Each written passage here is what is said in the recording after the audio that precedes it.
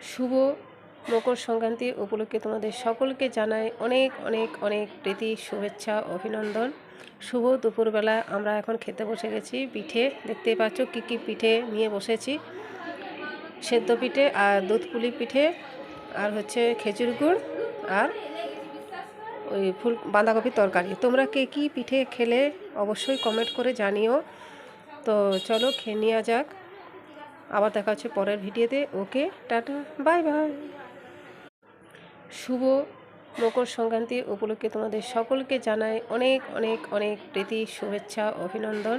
শুভ দুপুরবেলা আমরা এখন খেতে বসে গেছি। পিঠে দেখতেই পাচ্ছ কী কী পিঠে নিয়ে বসেছি।